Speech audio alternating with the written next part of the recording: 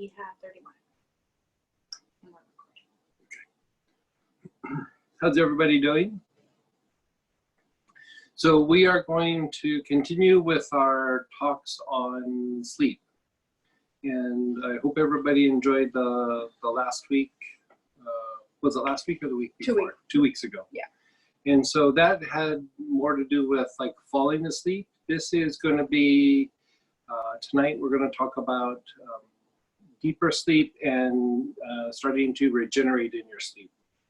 And so when we look at regeneration, when you're going through sleep, it's not that you just go to sleep, and it's not that you are like resting. It's that you need to hit certain targets while you're sleeping, right? So there's different sleep cycles. That's one aspect. But another aspect is going into what they call the anabolic state, right? The anabolic state is a state when you're sleeping where your nervous system, your immune system, your endocrine system, and your muscle tissue all kind of reboot or regenerate. And so why is this important? A lot of times how dysfunction happens is your body is adapting to something going on in the body or something going on into the environment, and over a period of time, what happens is if that stays there long enough, it becomes normal to the body, right? So a state of dysfunction can be looked at by the body as just a normal state. Your body doesn't judge it as good or bad. It just says, this is the way we are now. This is what we're going to do. And then your body works to maintain that. So if that's the case, then when you try to get better, your body actually fights back a little bit because it's trying to maintain balance with this new state. And when we look at it from the point of view from the nervous system, for example, the more that your nerves fire down a particular pathway, the easier and easier it gets for it to fire down that pathway, and the more it becomes the norm. So when you look at what we would call neurological regeneration isn't growing nerves back. What it is reestablishing the proper pathways for the nerves to fire down, right? And so this is the fundamental basis for what you would call neuromuscular re-education. You're re-educating the nervous system through working the soft tissue. Through compression and release, you're re-educating how a nerve fires. Now you have nerves in your gut, you have nerves in your brain, you have nerves in your spinal cord, all of these that cannot be re-educated just by simply pressing down and releasing, right? And so we have to come up with different ways of regenerating or re-educating these nerves. Then you look at the point of view of like, how do you do that with the immune system? How do you do that with the endocrine system? All three of these systems have a memory, and they are a communication system, right? So when they have a memory, whatever they're exposed to continues to condition how they respond to the environment in the future, like how you respond to certain stimuli. Now, the thing to take into account on an even deeper level is part of your body generates an emotional response.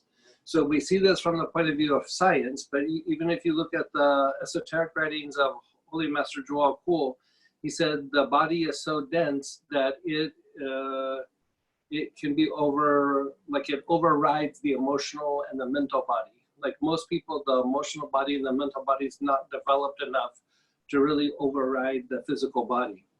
Now, it doesn't mean that the mental body and the emotional body can't aggravate the physical body. It can, but the physical body generates biological responses or homeostatic responses, homeostatic thinking. If you look at some of the writings in the first degree lesson of Astara, one of the things that it talks about is in the basic chakra, in the tailbone, so we're looking at it from an inner joint point of view, is there's these little let's call them energetic molecules that help to make up the etheric body, which is the physical body, but also start to form like a web through the astral body, which is the emotional body. So even in the esoteric sciences, it recognizes how the physical body has an impact over our emotions and our emotional responses. So coming back to what we're talking about here in the regenerative sleep, if you boil down what I'm saying, it's your body is either regenerating or degenerating at this state when you're sleeping. You either are getting better or you're getting worse. Now, what happens when you are degenerating, this impacts your emotional states, your emotional body. When you're regenerating, you'll feel a better sense of well-being, you'll feel more invigorated, you'll feel more positive about going out and doing the things that you do. When you are degenerating, not only does it degenerate the body, but it starts to degenerate the sense of well-being and your emotional responses to the different stimuli in your environment. So part of why we wanted to present the sleep memory class in the early stages of all these classes was, for one, for physical health and response to pain, but two, it is the precursor for deeper psychological healing. A lot of times when you are processing and releasing something psychologically, you are doing it in your sleep, right? You're doing it in your sleep. It's one of the few times where you tap into the unconscious. During the day, you're too active to tap into the unconscious. And a lot of the things that motivate us emotionally and mentally are unconscious in nature. And so by going through and working these steps, by working these factors, you're starting to address some of these unconscious motivations, right? So when you are treating this anabolic state, you're not just treating something physically, you're also treating something psychologically. It is so much easier to process and let go of something in your sleep versus working through it during the day. You're just able to go to sleep, release it, dream it out, work it out, and boom, you've resolved it. But if you work it out during the day, it takes a lot of back and forth and going through the school of hard knocks. So if you can reach this deep anabolic state, you're not just resetting the physical reactions to your environment, you're also starting to reset some of your psychological reactions to the environment. You start to reduce your triggers. You start to react to your environment or to the stimuli differently. So it's another way of saying this is you begin breaking patterns. You break patterns in your life. You help to reset something that you've been doing over and over again. You start moving away from that conditioned response or that automatic response, and you start being more present with what's happening on a daily basis. And so this segment has a big impact for a spiritual practitioner, for somebody who is wanting better psychological health and well-being, you know, just even the sense of just feeling better about yourself or better about life. And then it has a big impact on your body's ability to be healthy, you know, especially cardiovascular health and resetting the immune system. So when we say muscle, you have to take into account too, it's not just skeletal muscle. Your digestive tract and your respiratory tract are made up of smooth muscle. And then your heart muscle itself is cardiac muscle. So when it resets muscle tissue, it's resetting all three types of muscle tissue. So this is good for cardiovascular health, and it's good for good digestive health and respiratory health. So again, this one segment here that we're about to do is very critical for your overall health and well-being. So with that, we're going to talk about some of the different techniques. So first off, we're going to use mugwort or artemisia. Now, if you don't have mugwort or artemisia, you can use something that has it in the blend, like chocolate root cleanser or Splendor. If you don't have the mugwort or artemisia, I suggest that you get it at some point. They're really good for opening up the channels wherever you put it, wherever you direct it, wherever you put it. Mugwort's very good about activating the chakra or opening up the energy channels that we would call meridians. So when we're looking at resetting the immune system, the nervous system, and just improving brain function, part of the issue is opening up the channels of the arms and the legs, right? Opening up the arms and the legs. And the reason being that when circulation is poor in the arms and the legs, then the brain has poor blood supply and actually doesn't get the oxygen and nutrients that it usually should. So what happens is, psychologically, this is known as dissociation, right? Dissociation. It just means you kind of check out a little bit. You're not completely present. You're having a hard time focusing, right? It is actually not a psychological issue. It is a cardiovascular issue. And so one of the specialties that I had way back in the day, in the 90s, was I was working with a group of psychologists, and I specialized in working with dissociative disorders because I was getting such breakthroughs. And so I was taking all the dissociative patients from all the different psychologists in the group, because I wasn't treating it as a psychological issue. I was treating it as a simple cardiovascular issue. And we were getting such good results in conditions that were considered uncurable. We were getting, cures. And so this was being judged by psychiatrists, not by me going, oh, well, this has been cured. Psychiatrists, they usually would say, this person has been wrongly diagnosed for the last 10 to 15 years. And so part of it was opening up the arms and the legs. Now, you can apply this on the joints topically, or you can just do the simple inhalation where we go through and we guide it through the arms and the legs. So first off, notice how you feel. Notice how you feel. Think of some things that you are dealing with in your normal everyday life, good or bad, does not matter. Just think of like good and bad situations over the last couple of weeks.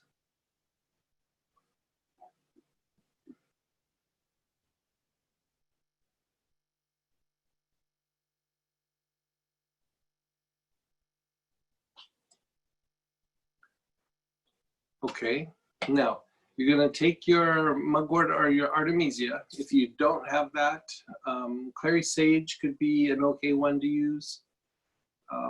If you don't have that, let's see if there's some choices. Is there anybody who's not?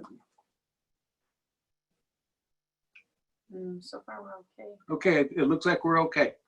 So go ahead and open up your bottle. You're going to begin inhaling, holding it relatively close to the nose like this. You're going to inhale through the nose, exhale through the mouth. Okay, so begin. You're inhaling. Your awareness is on the soles of your feet.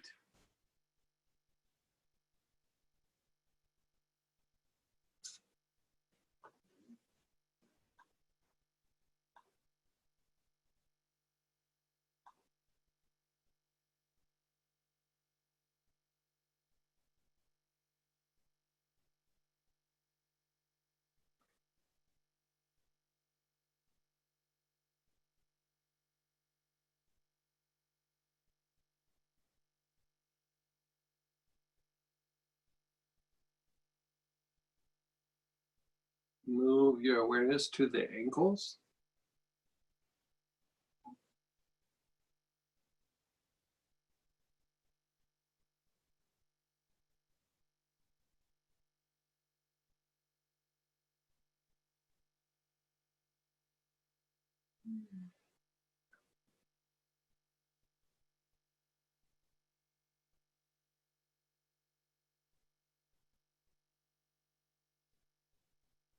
Move your awareness to the knees.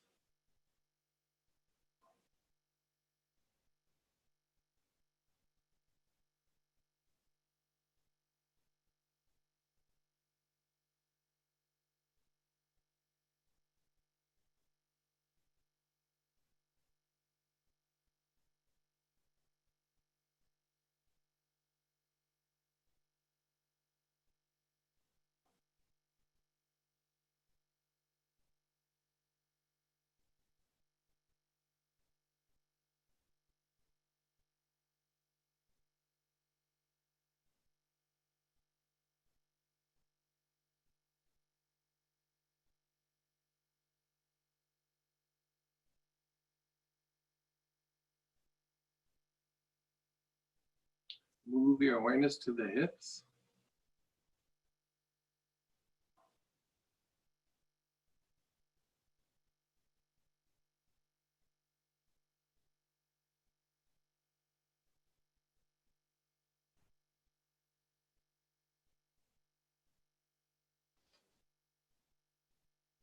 The palms of your hands.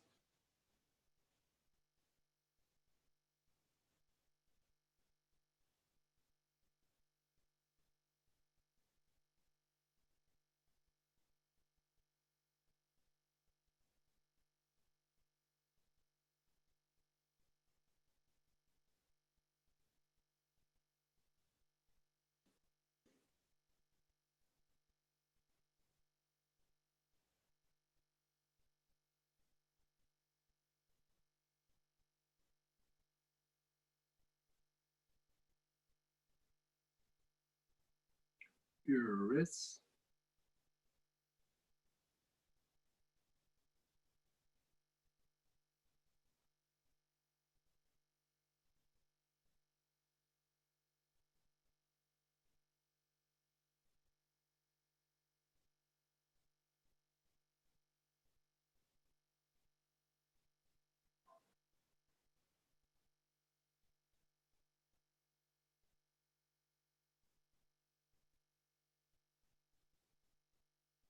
Your elbows.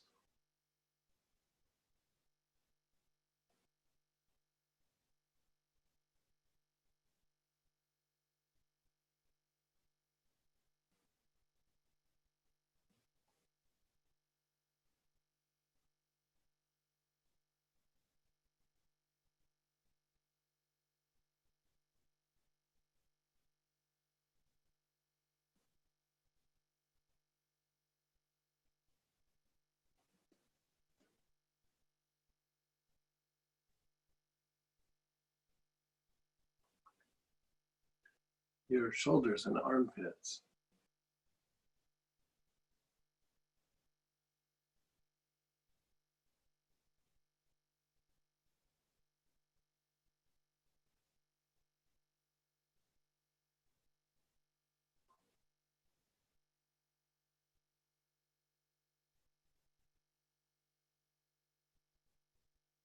The tops of the shoulders, like up in this area, where your shoulder and neck meet, that tender spot, that area of tension.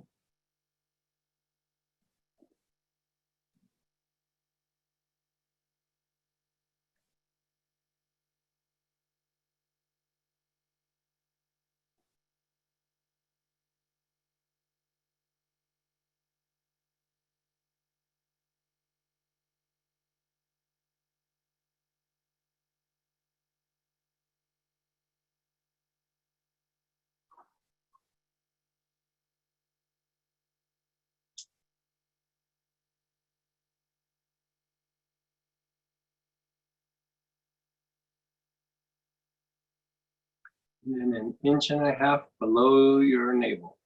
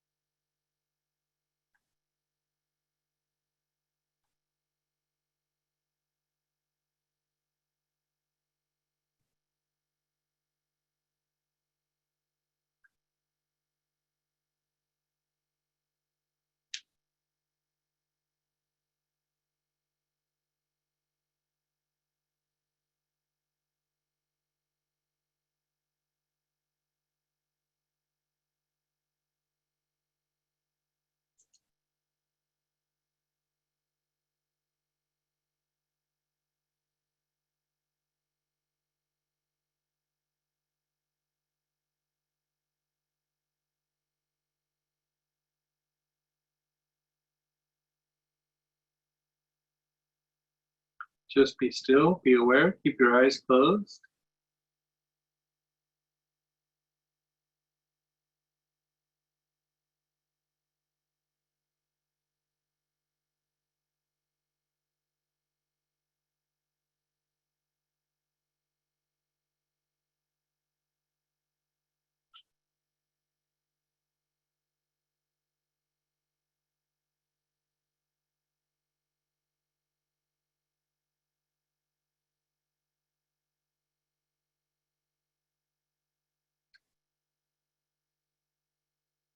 We're going to do another cycle of it. Same steps that we just did. Begin to inhale. Your awareness is on the soles of your feet.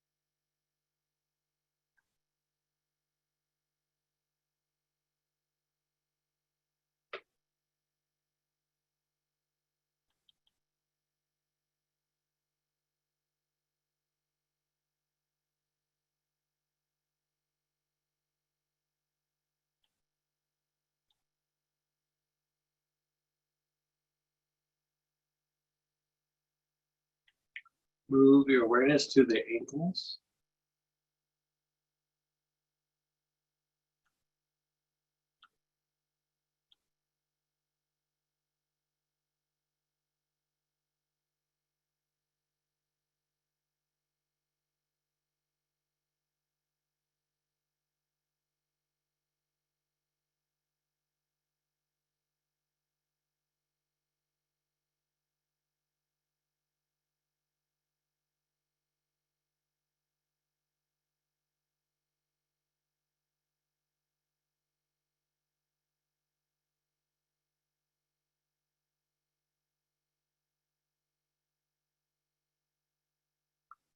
Your knees, the front and back of your knees.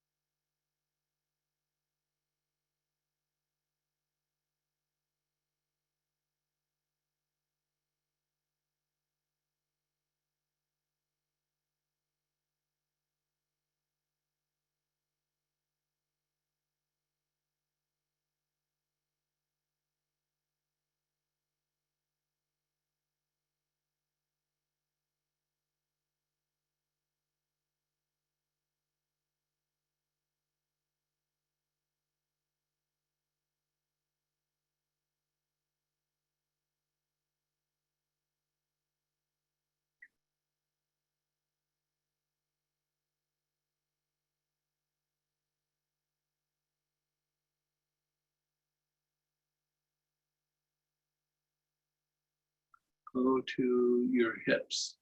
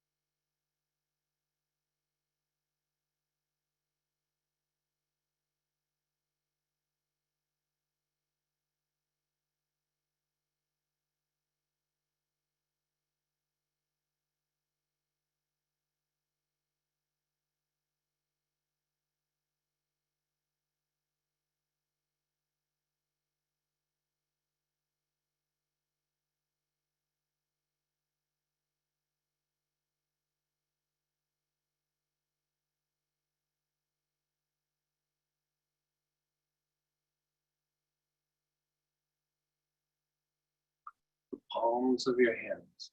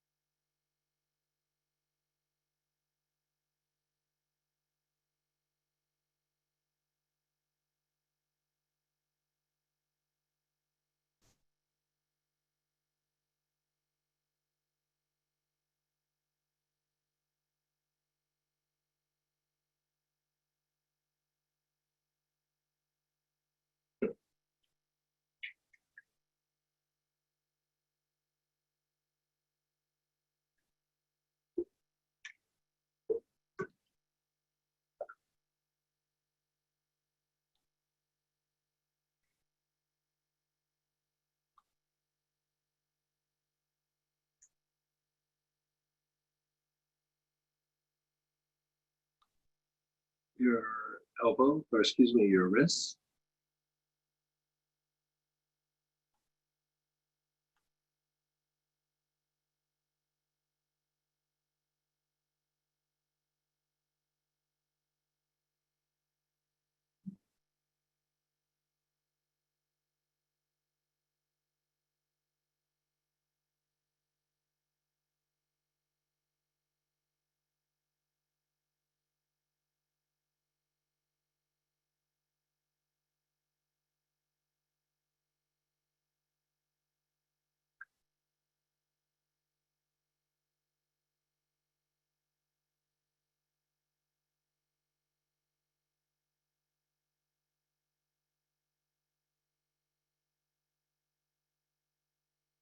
Your elbows.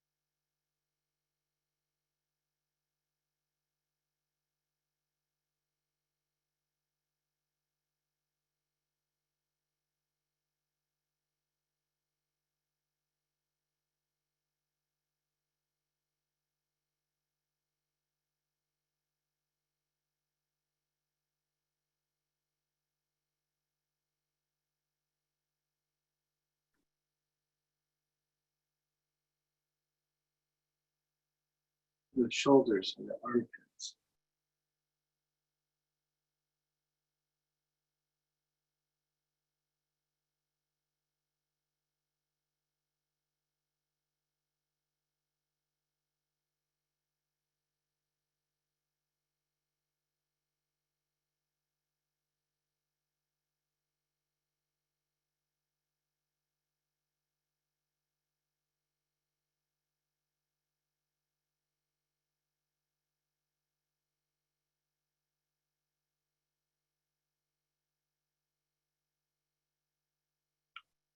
Keep your awareness on the shoulders and the armpits.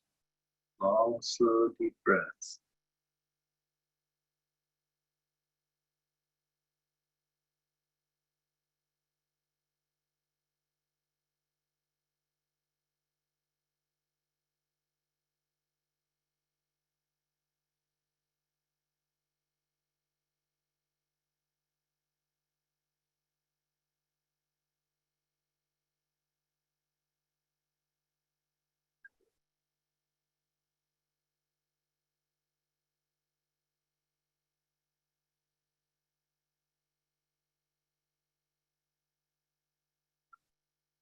Tops of the shoulders.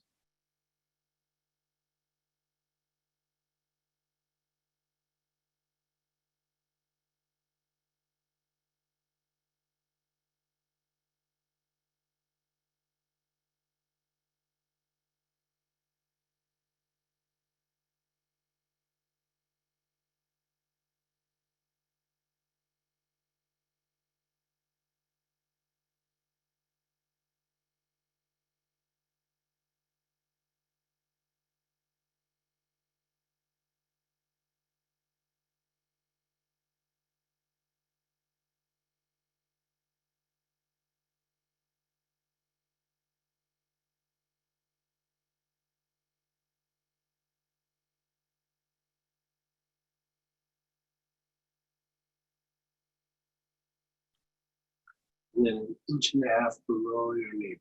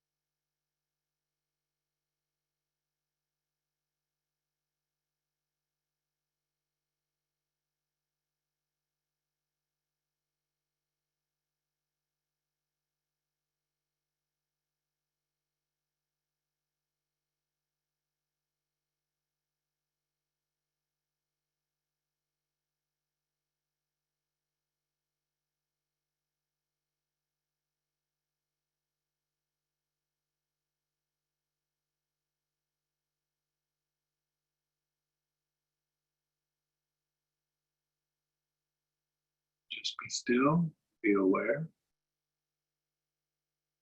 Keep your eyes closed, just let it incubate for a little bit.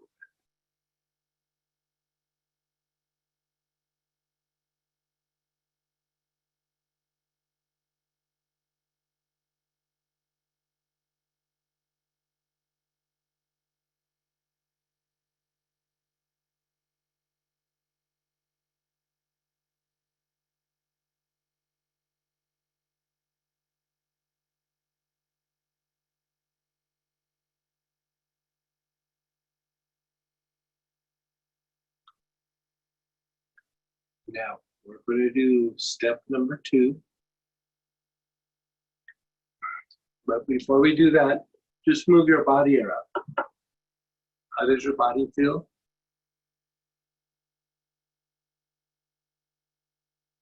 How does your emotions and mind feel?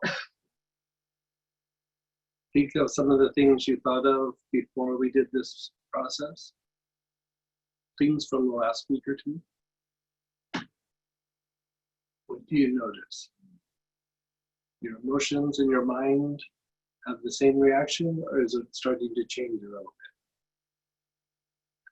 Go ahead and type in to the chat room and let us know how you're doing. One person typed in great, stable, calm. You notice you're calmer and less reactive. Like even if you're like, okay, that's upsetting, or before you'd go to like, oh, that's upsetting. Now it's like, yeah, that's upsetting. You can kind of pull yourself out of the tailspin a little bit. Someone said a little more relaxed. Another said calm. Another said very relaxed. Good. Now this next step is to stimulate regeneration, or what you would call the anabolic state. The anabolic state. And so we want to use ginger is usually a good first choice, or a form of thyme. You could also use basil or rosemary. So look in your kits and see if you have those oils. And if you don't, we'll come up with some choices for you. So ginger, basil, any form of thyme, rosemary,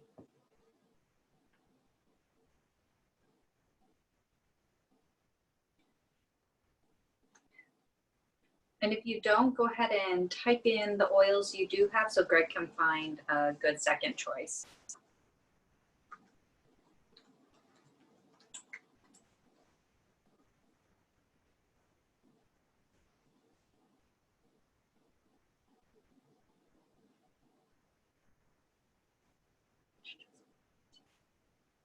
Lavender, Spanish hyssop, Palo Santo, sage.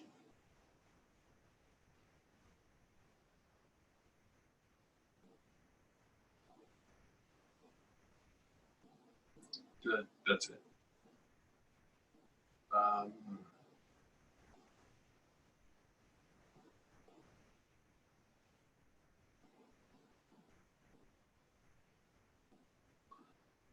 maybe shoot for the sage. Yes, basil supreme is good. Yeah. He didn't mention brachyphyrum. That actually could work. Good. Brachyphyrum could work. Okay. He didn't mention trigger point. Trigger point would work as well. I was trying to keep it simple.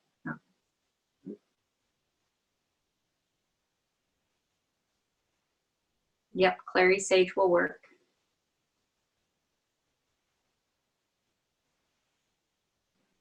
Okay, so we're going to begin. You're going to start inhaling with your awareness on your brain.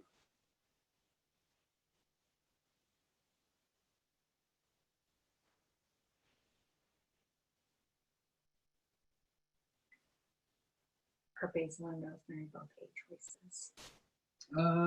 Solid B pluses.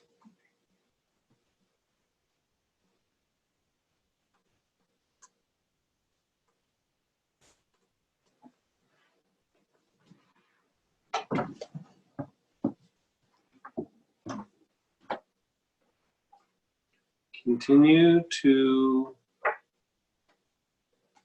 focus on your brain.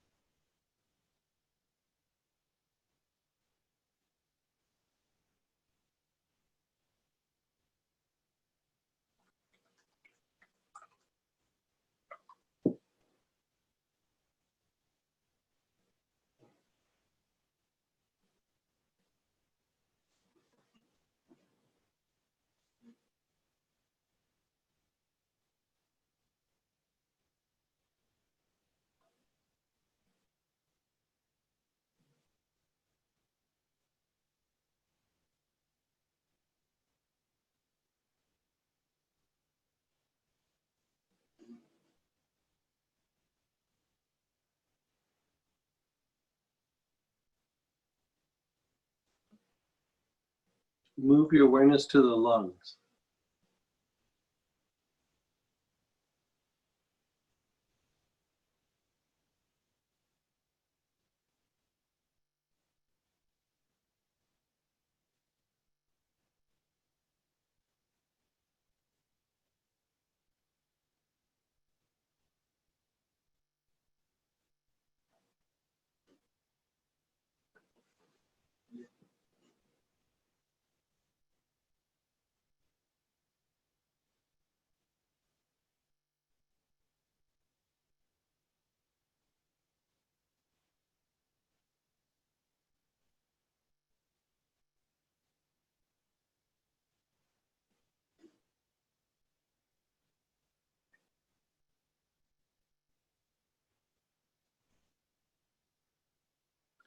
Move your awareness to the liver.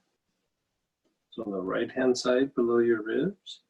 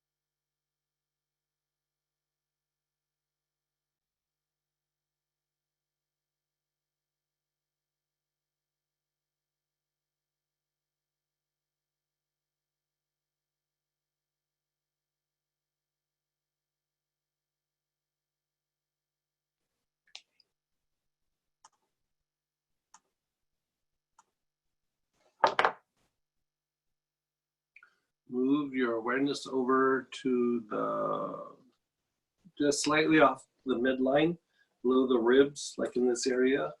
Still slightly off to the right-hand side, in the gallbladder area.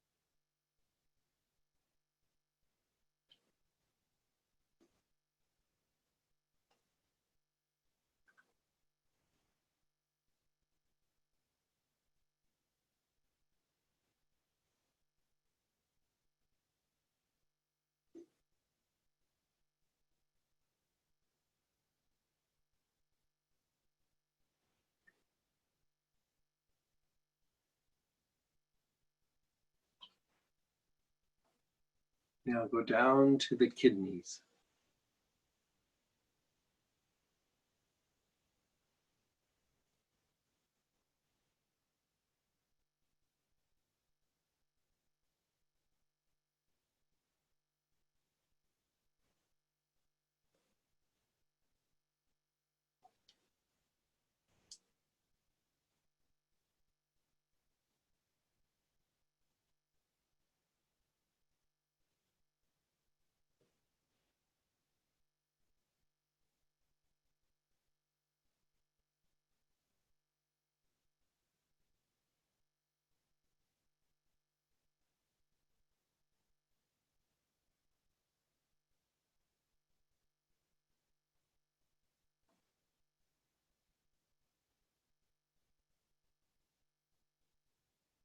On the left-hand side, just below the ribs, the spleen area.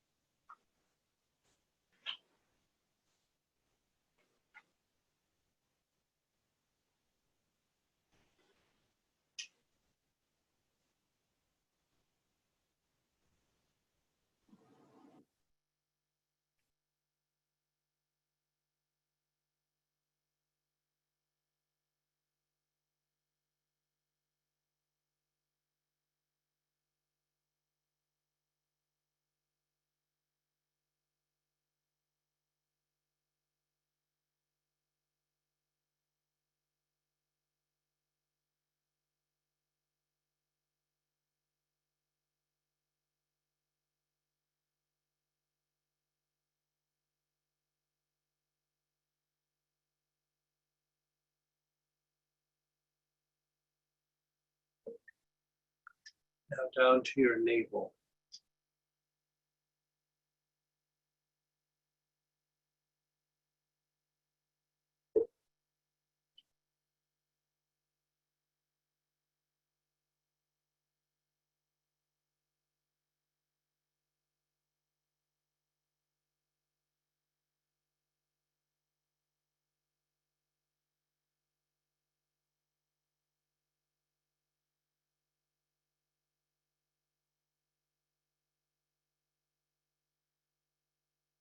Go 1.5 inches below your navel.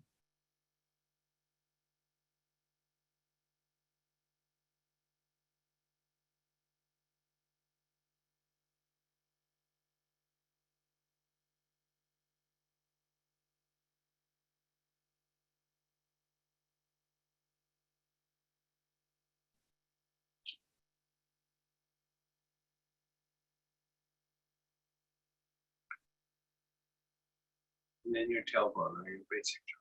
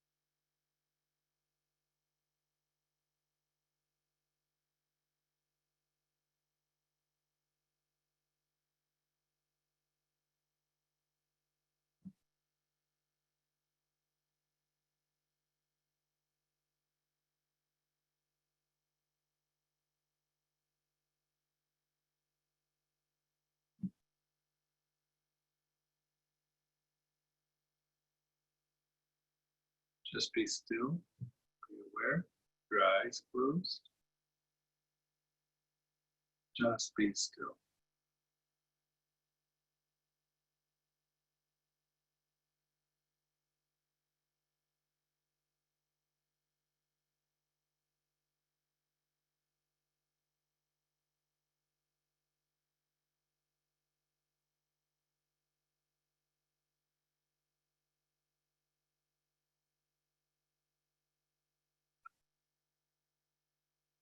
We're going to cycle through that again. So you're still using the ginger or whatever you had as your choice. Your breathing, your awareness is on your brain.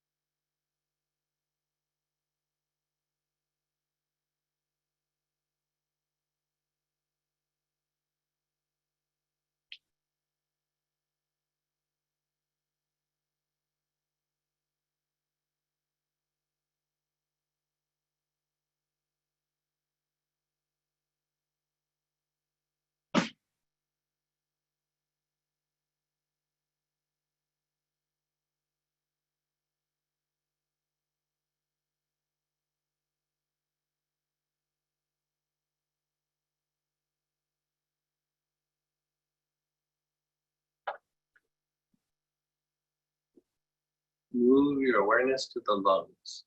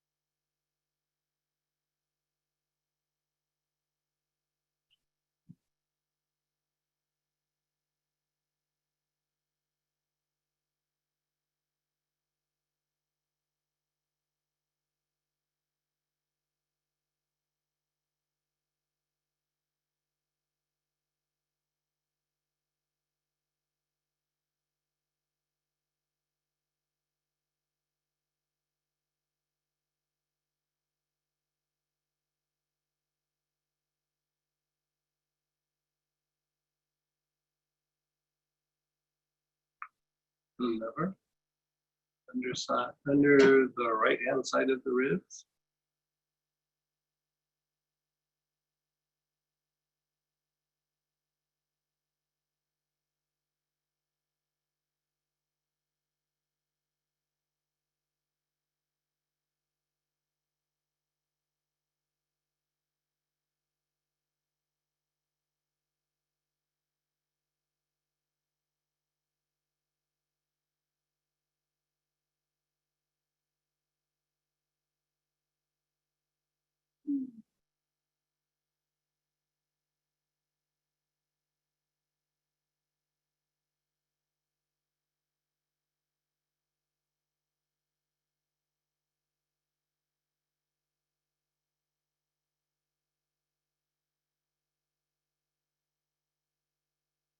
Move a little bit more to the midline, the gallbladder.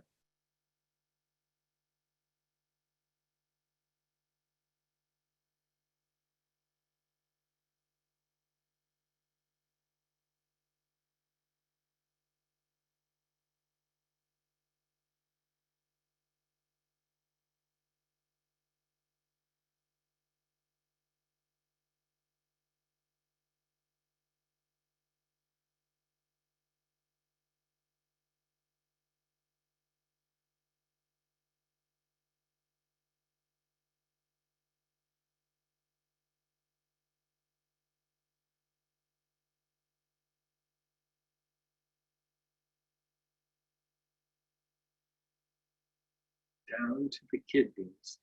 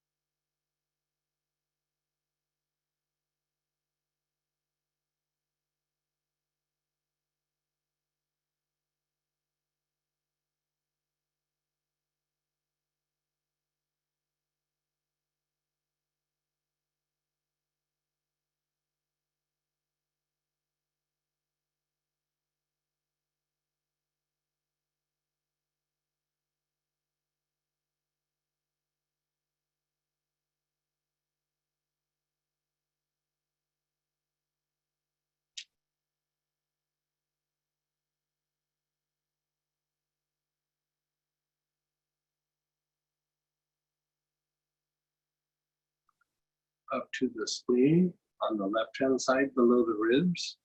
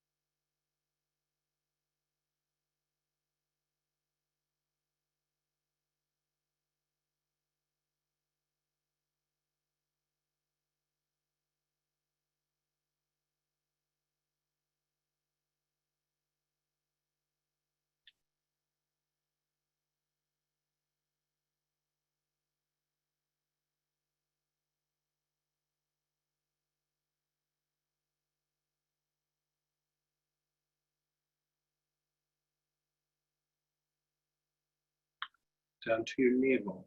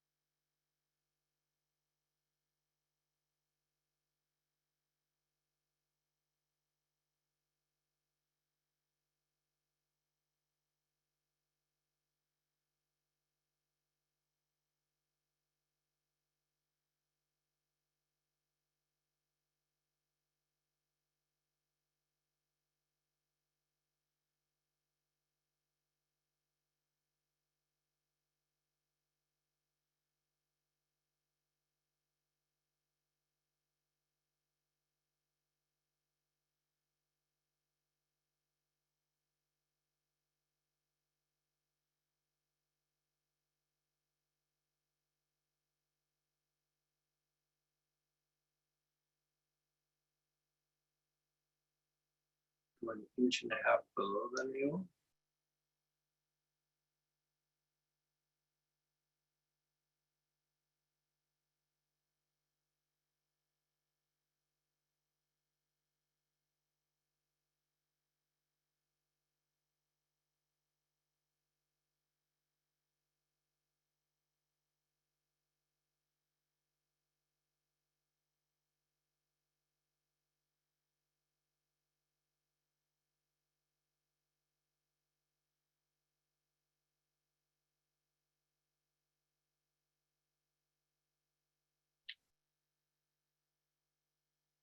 And the basic chakra.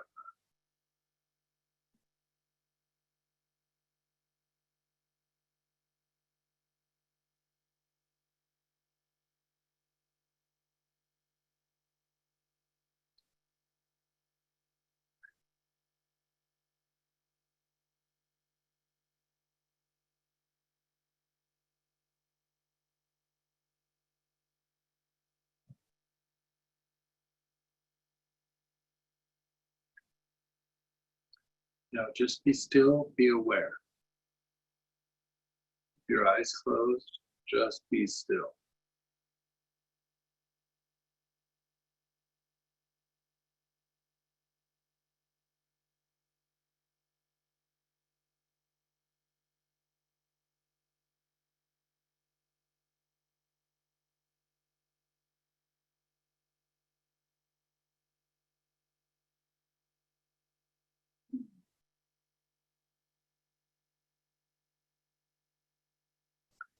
Now, we've just stimulated the anabolic state. We also want to diminish the catabolic state, which is the state of degeneration. So it's just the other side of the coin of what we did, but it's a way of giving this state or this process a 1-2 punch. So your A choices are Thuja, Arbor Vitae, or Arbor Vitae, however you want to say it, or the Moses blend. Now, if you don't have that, you can use any form of cedar.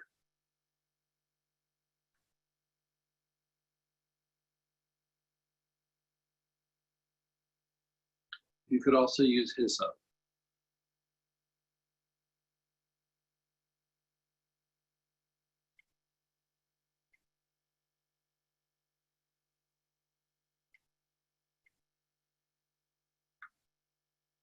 So are we good with everything there? Let's just make sure everybody has something. Hold on. And any hyssop or any cedar Yeah. are good.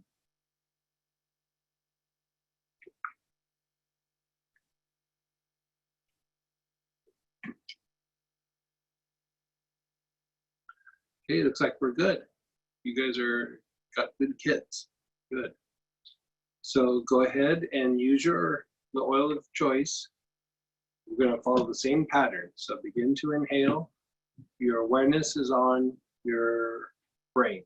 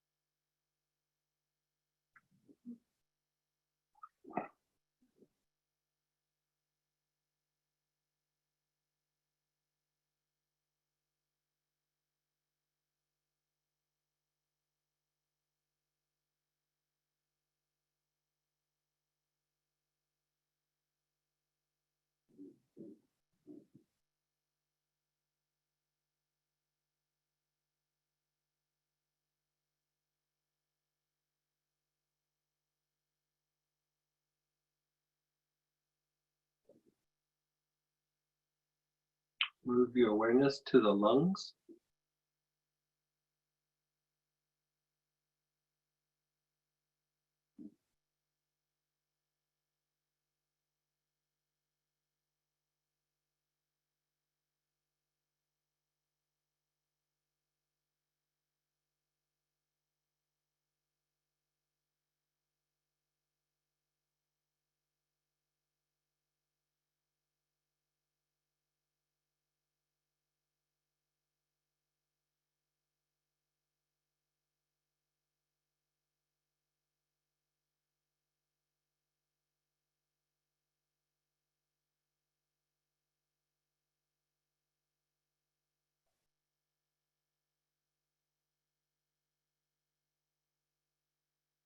Move your awareness to the liver.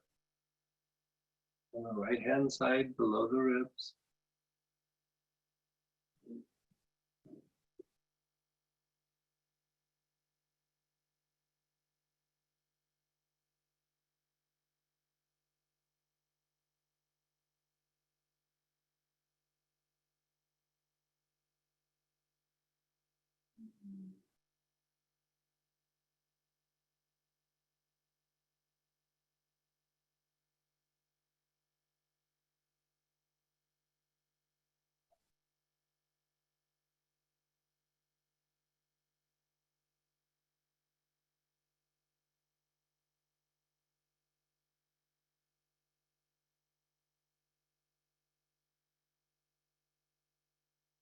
Move it a little bit more to the midline, to the gallbladder area.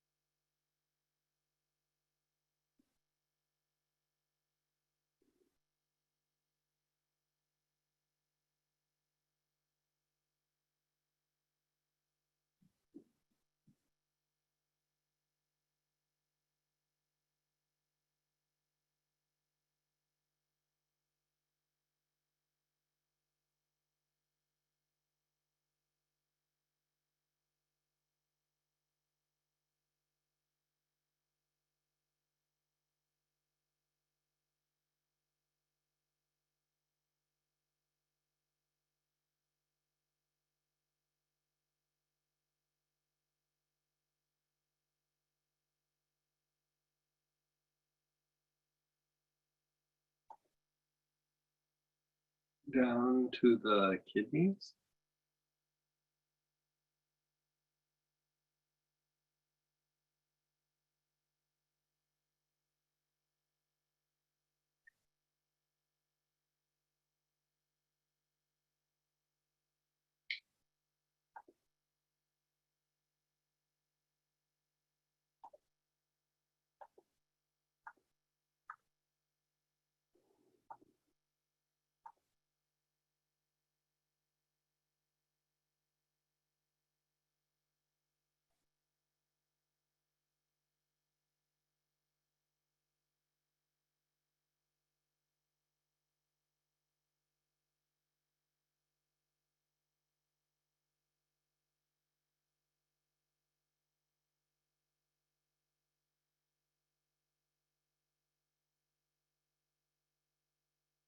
Up to the spleen on the left-hand side, just below the rib.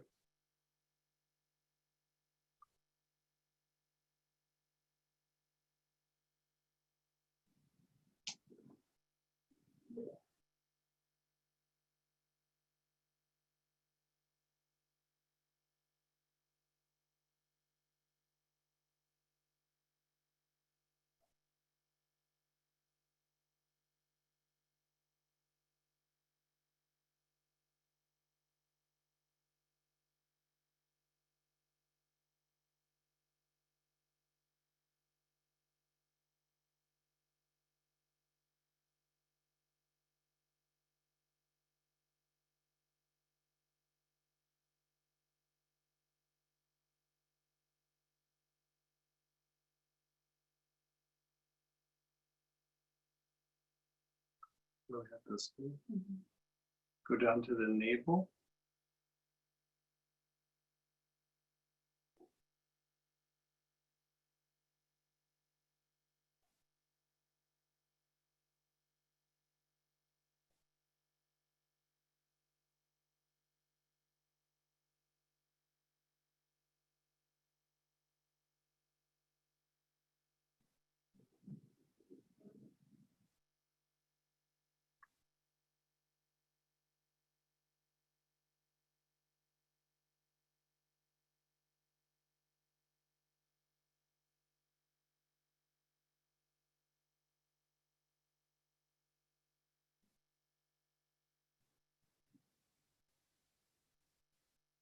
The navel minor.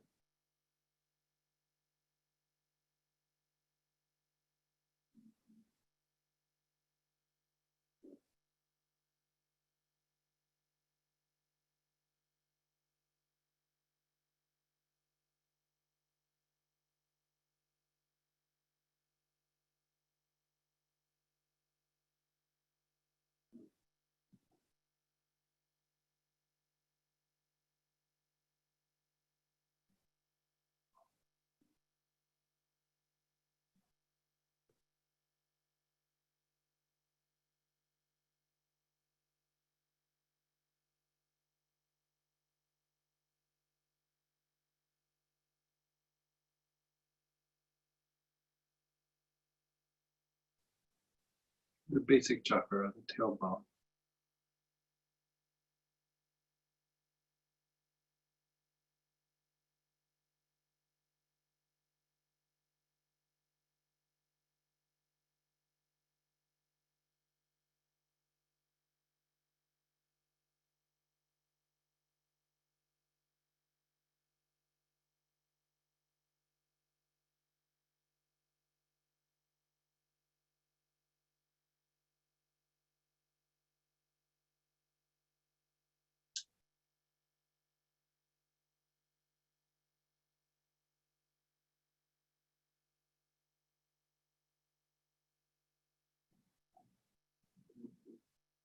Just be still, be aware, keep your eyes closed.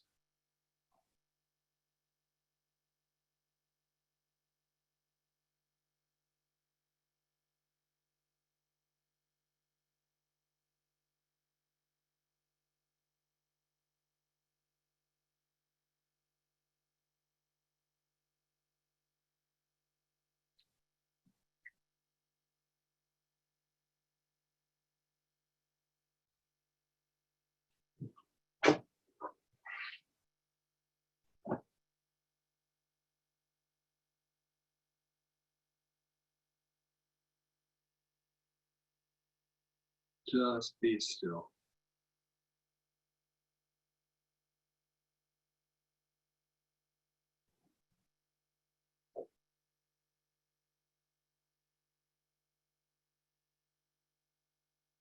Again, the same oil. Your awareness is on the brain. The right side, the left side.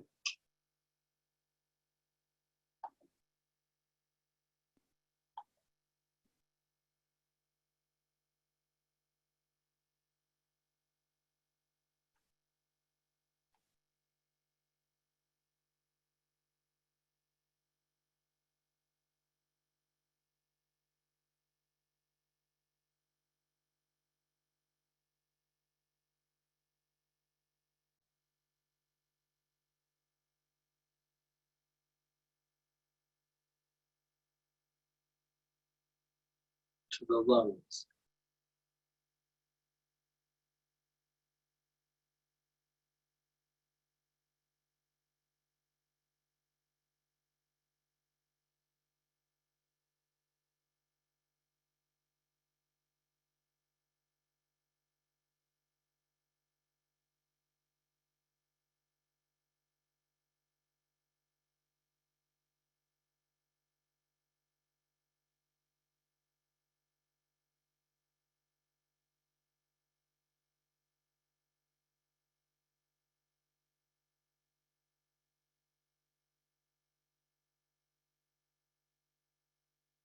To the liver on the right hand side below the ribs.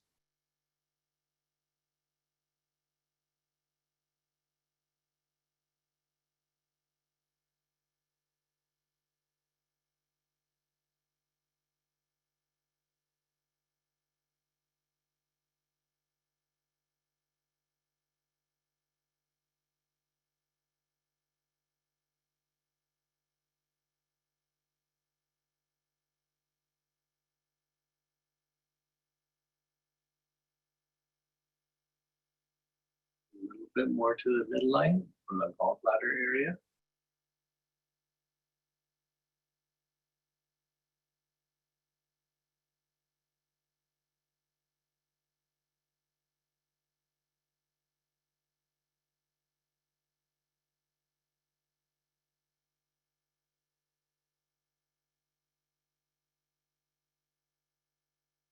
Down to the kidneys.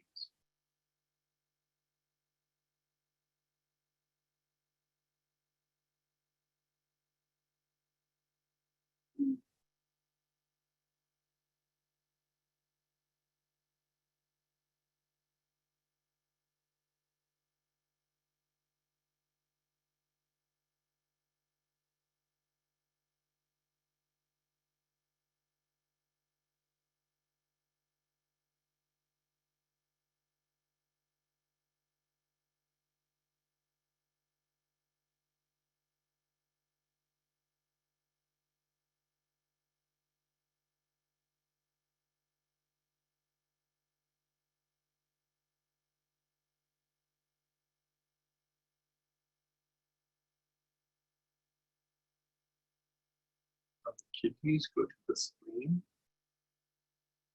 under the ribs on the left hand side.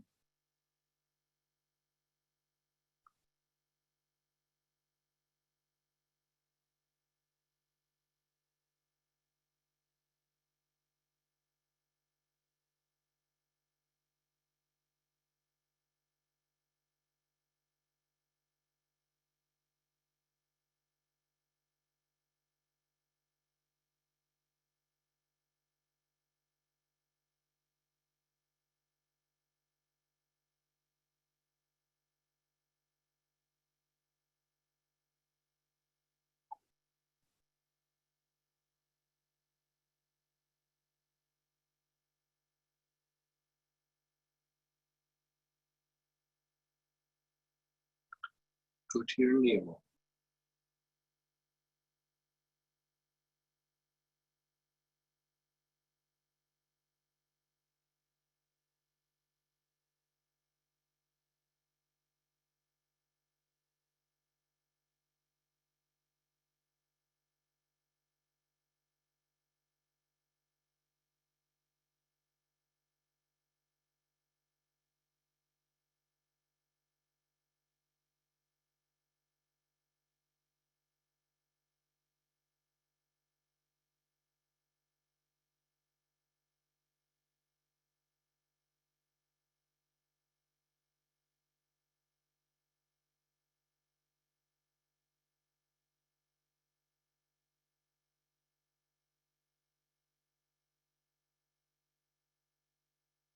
An inch and a half below your navel.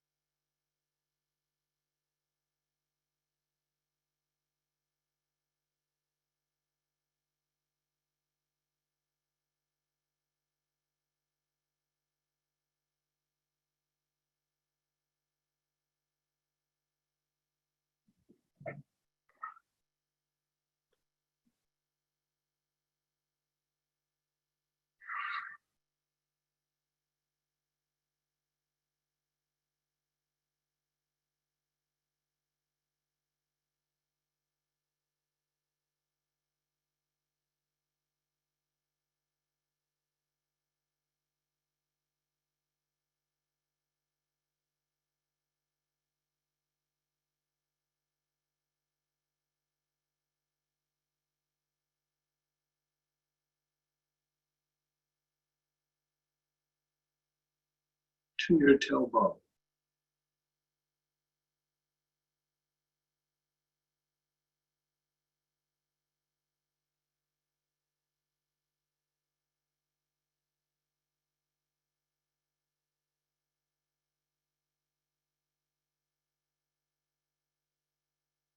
Continue to inhale.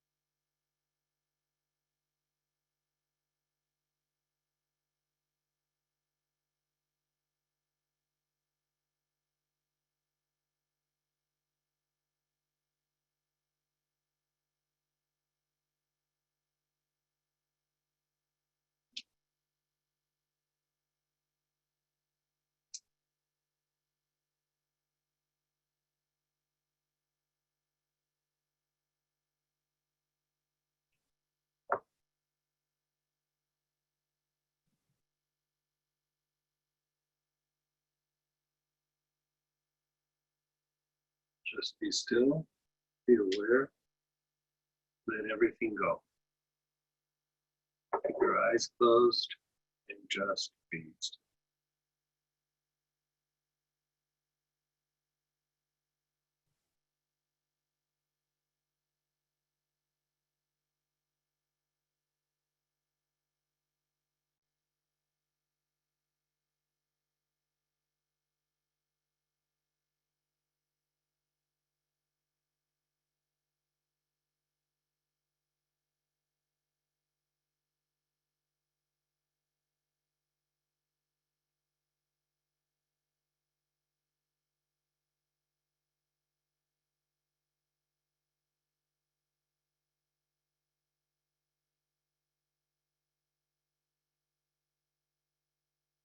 Be aware of your body. Notice the relaxed state your body is in. Notice the calmness of the emotion. Notice how quiet your mind is.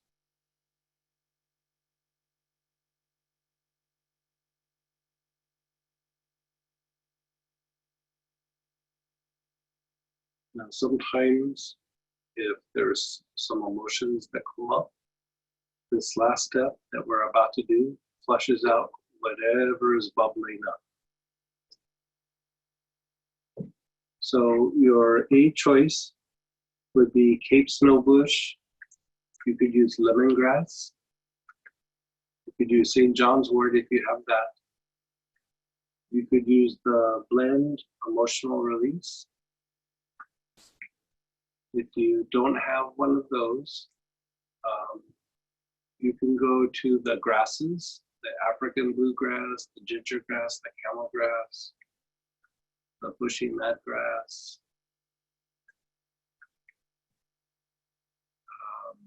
If you don't have those, then let's start troubleshooting.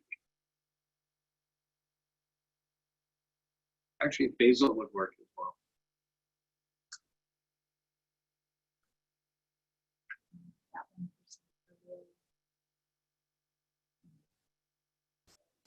lavender, Palo Santo.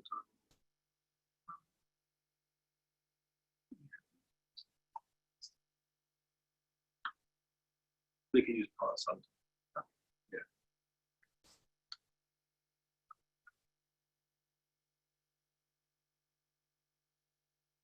Okay. So you can just do regular inhalation, but we're actually going to make it a little bit stronger, and we're going to use what we call the Tara technique.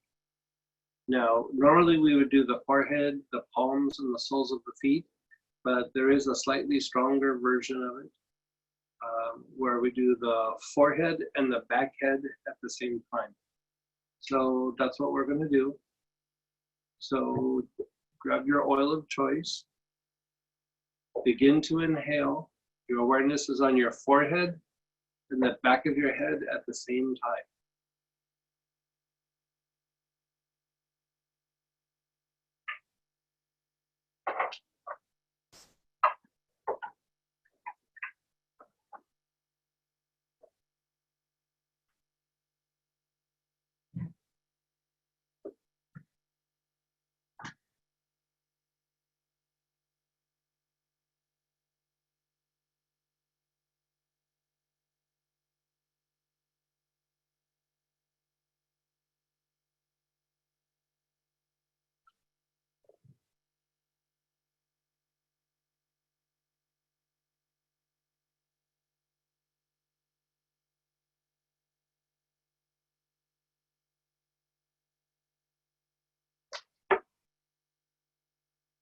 Continue to inhale. Your awareness is on your forehead, which is your hairline area, and your back of your head.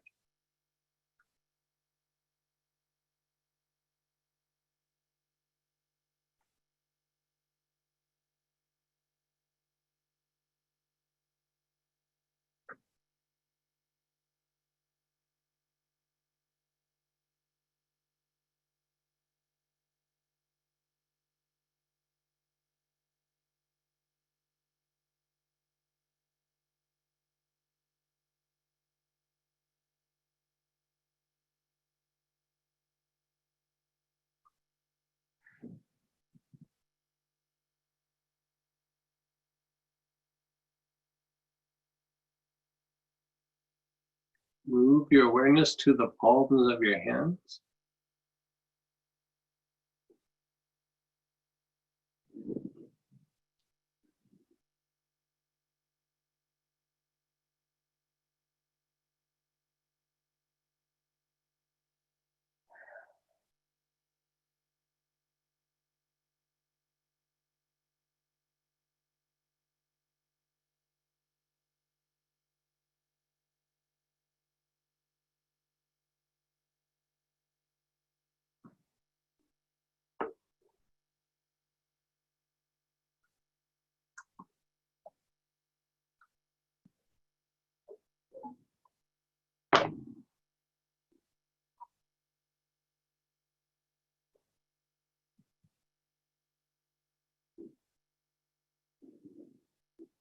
The soles of your feet.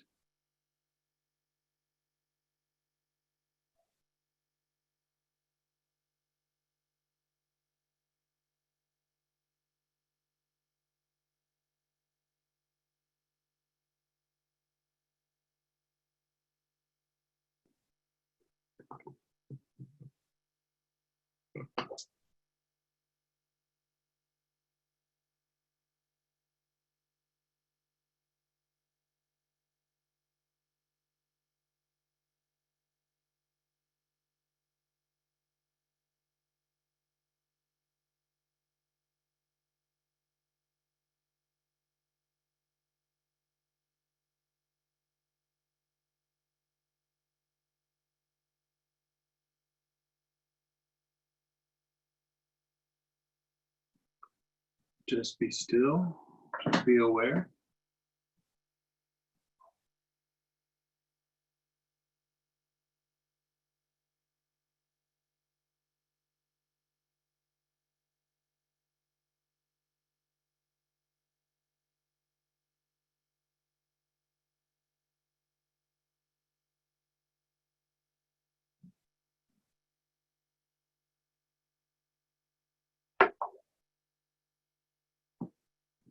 Again, inhale. Your awareness is on your forehead and your back head at the same time.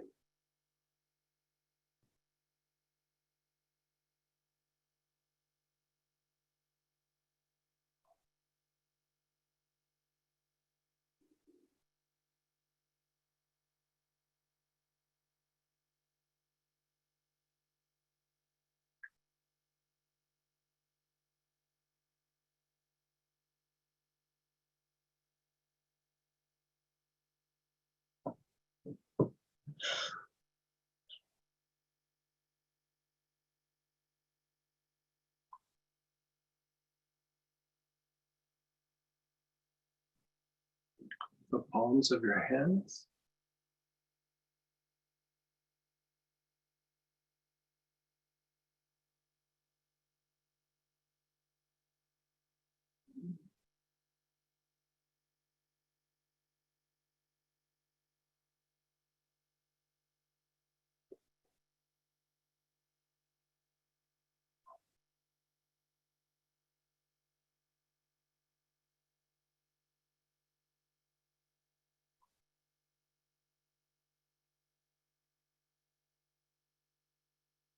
And the soles of your feet.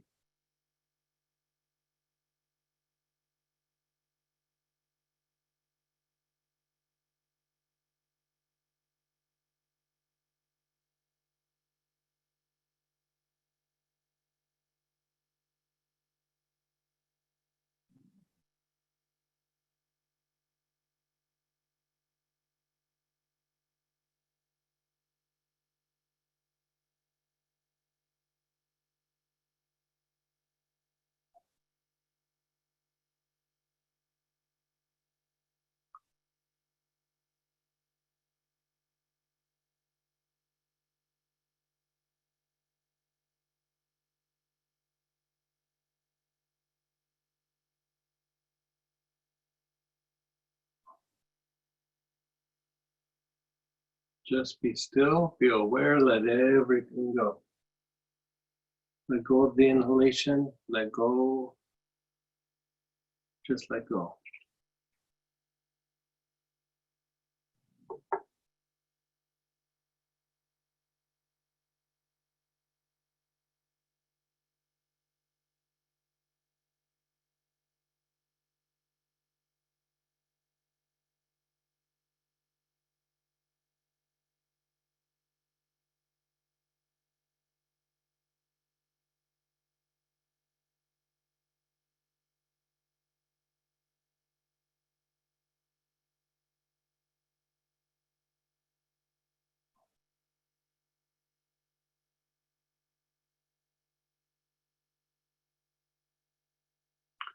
Okay, how do you feel?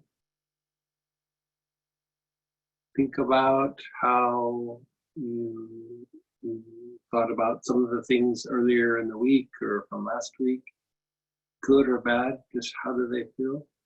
And then move your body around. How does your body feel? The aches, the pains. One person said otherworldly. Yeah. And the thing that's nice about this, you feel otherworldly. I mean, you really feel like you could go into meditation right now. And really what you're doing is nurturing the body. You know, you're really doing something that's very soothing and very nurturing to the body and stimulating the healing process of the body. You know, you're stimulating a lot of cycles and rhythms that happen in the body that we really don't have names for, but there's just these cycles and rhythms that happen that has to do with, you know, the way the body maintains itself. And by going through and doing this, you're stimulating all these processes so that the body is rejuvenating, it's regenerating. Somebody said anxiety dissipated and the body feels relaxed and humming. Yeah. And so this is even part of how you would treat an autoimmune disorder. Like if you had autoimmune issues, this would be one of the components to treat that.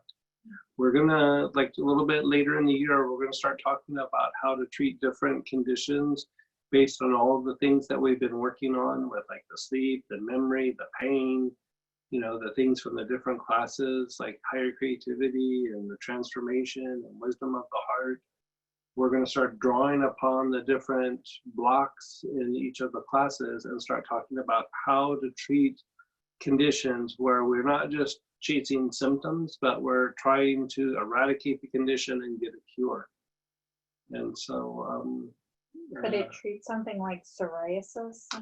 psoriasis would be an autoimmune issue, so it's very possible. It's not the only thing that I would do, but psoriasis could be quite cagey thing to treat.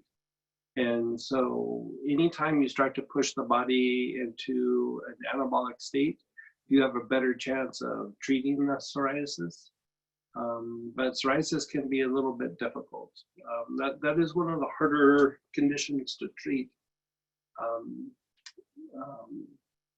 But we're going to start really exploring some autoimmune issues as the year progresses. You know, we want to finish up some of the things that we're talking about, and then we're going to go into treating different health issues that are very, very common. Somebody said, I noticed most of my experiences happen a day or two later. Yeah, that's pretty normal. Yeah. Like you feel good now, but like in a day or two, you'll feel even better. You know, and the key is if you keep doing the process weekly, even if you just do this process once a week, you'll notice that over a period of time, you'll feel substantially better. Mm-hmm. Tracy, you had a question? I do have a question. Hey.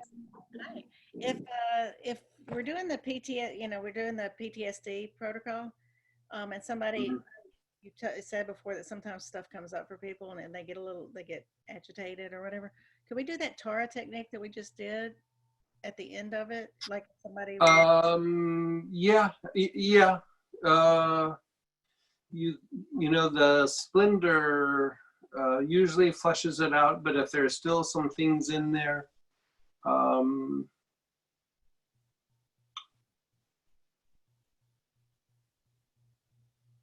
the thing that's a little bit hard to deal with something like that is some of the emotions are being generated by the physical body.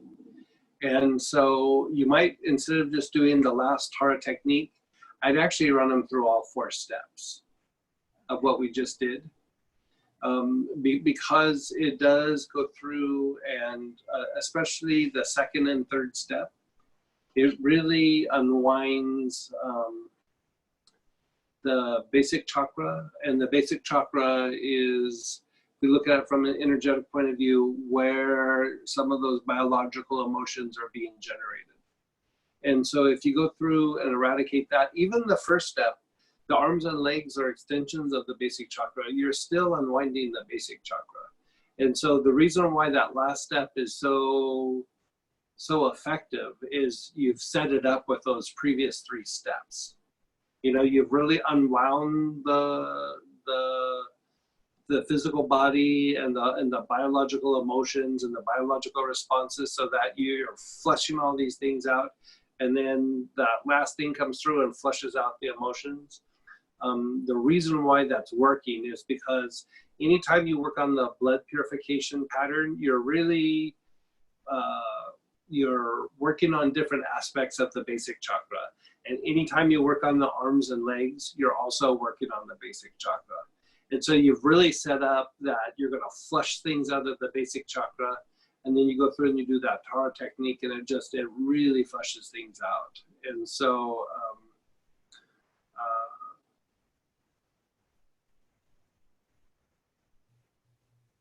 I would do all 4 steps, to be honest with you.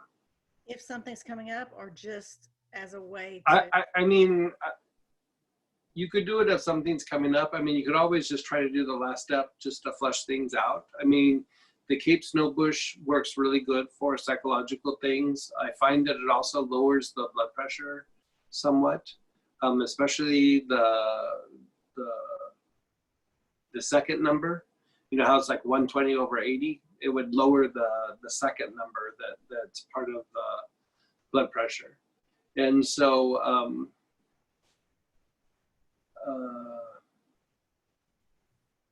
I mean, it always could be helpful, but if they're in the middle of a crisis, you know, you could try stabilizing them probably a little bit more with like spikenard or vetiver.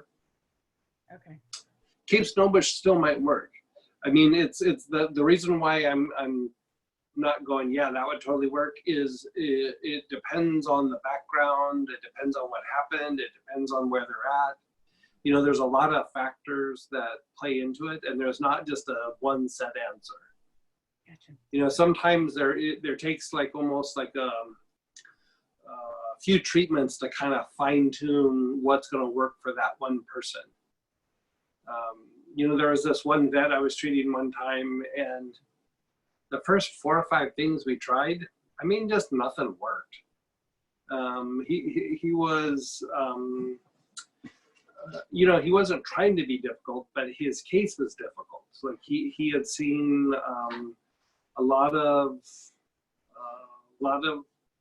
you know, fighting, and then a really bad incident had happened. And so,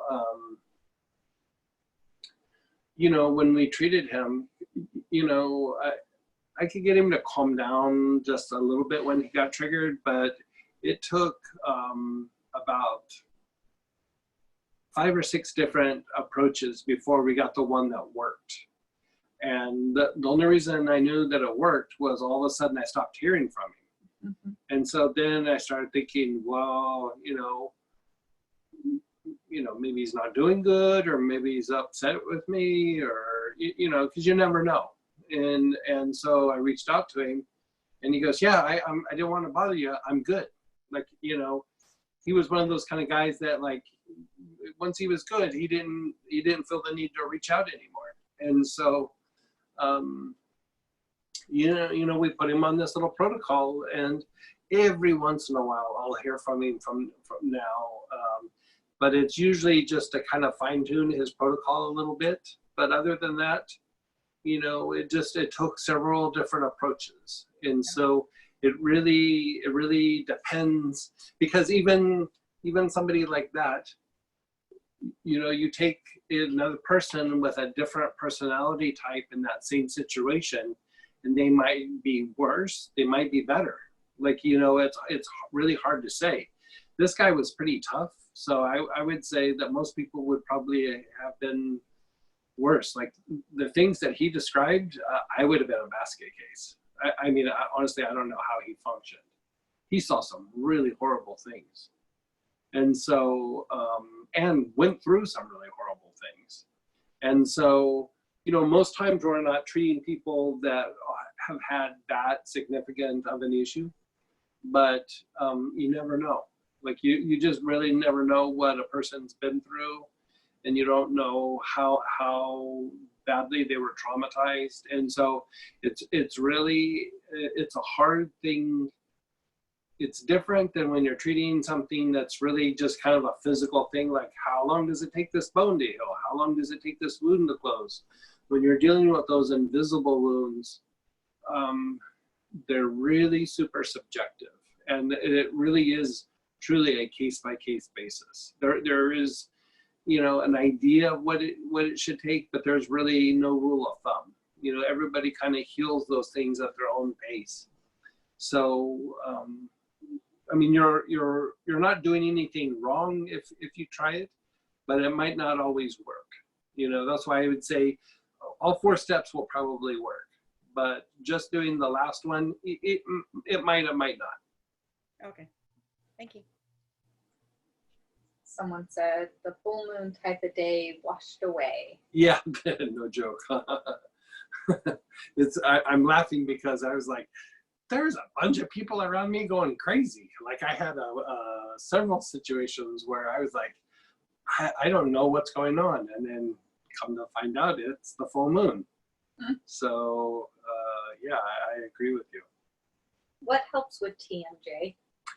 TMJ, it can be some body tension. It can be some psychological tension that, you know, you got something going on. So, you know, the first things you start with is just going through and unwinding the body. You know, you can start with some Palo Santo. I usually have people take a couple of drops of marjoram internally. Actually, this process might help somewhat. But TMJ can be a byproduct of body misalignments. It could be a byproduct of adrenal overactivations. It could be a byproduct of psychological tensions. You see TMJ sometimes in like OCD cases. And so again, there's different reasons why a person has TMJ. And so the treatment sometimes can be a little bit different. And so again, you just jump in and start treating. Marjoram is always antispasmodic. Palo Santo is always cleansing. And so if you notice, like sometimes when you're under a lot of like stress or psychological tension, all of a sudden you'll start clenching your jaws a little bit. It's a byproduct of your adrenals overactivating, right? And so if you kind of clean the body up, that's helpful. If you start using oils that are good for supporting good adrenal health, you know, that's the blend, the adrenal support. You have black spruce, which has like hormone mimicking components to it. Also, Sylvester pine also has hormone mimicking properties to it. And so those help to regulate some of the functions, and they also are supportive to adrenal function. Lemon verbena is good for the whole endocrine system as a regulator. And so whenever you're looking at TMJ, you know, I always look at, is there body misalignments? Is there a lot of stress? Is there a lot of tension in the person's life? Is there something going on really upsetting? You know, you look at some of the other factors and you tackle some of those factors as well. What specifically is Tara technique? Tara technique is the forehead and then the palms and the soles of the feet. So if you notice on white Tara, there is an eye here and then eyes in the palms and eyes in the soles of the feet. And so it's tied to that. And then is there anything for chronic migraines? Chronic migraines, boy, you guys are picking things that are very multifaceted. Chronic migraines, again, very, very tough, and they can have lots of different causes. It can be kidney related, it could be something in the spine, it could be body tension. Actually, even TMJ and tight jaws can affect that. And then there can be emotional components to it. One of the things that I would say, if it is, even if it's an emotional component, is the thing that we just did really does clean up some of the emotional components that are generated by the basic chakra, right? You really don't hear a lot about the biological components of the emotions. We always think of emotions being psychologically generated. And so when we say like, okay, there's emotions being generated, or it's tied to the emotions, people think that it's about what they're thinking, right? And sometimes the emotions are a byproduct of something going on in the body. And when you go through and you clean up the basic chakra well, a lot of times the byproduct is you feel calmer and more peaceful in the body. That translates into the emotions calm down, that translates into the mind calms down. And so when you go through and you unwind the basic chakra and the body, then the byproduct is calmer emotions. And so with migraines and the nature of migraines, it is The Mingmen is overactivated, which could be an overactivation of the basic chakra, dirty basic chakra. There's all kinds of things that could be overactivated: adrenals, kidney function that's off. There could be all kinds of reasons, but cleaning up the basic chakra is a really good step. What we just did is very cleansing to the basic chakra. So I would say, even if you did what we did tonight, that would be a good start. And if the person did not respond, that would also tell you, like, okay, after 3 or 4 times of doing this segment and there was actually no change at all, that actually tells you something. You know, that right there is a way of evaluating. So I would say do this segment several times, you know, at least 3 or 4 times, and see if there's a reduction in intensity and duration, and how often the migraines come about. You know, a lot of times you're not going to see a change right off the bat of that they just go away like flicking a switch, but you'll notice the intensity starts to diminish, the length of time that you have the migraine goes down, and how many times you have the migraine goes down. And so what you're doing is you're slowly diminishing all 3 of those until one day it just, boom, they're done. Did you say Sylvester Pine? Yeah, Sylvester Pine. Sylvester. Yeah. That person's migraine, they said there's a trigger is barometric pressure and weather. Does that matter? That's probably kidney related. Yeah, so I would do things to support the kidneys. I do probably some juniper internally just to clean the kidneys and use a little bit of a, you know, as a diuretic.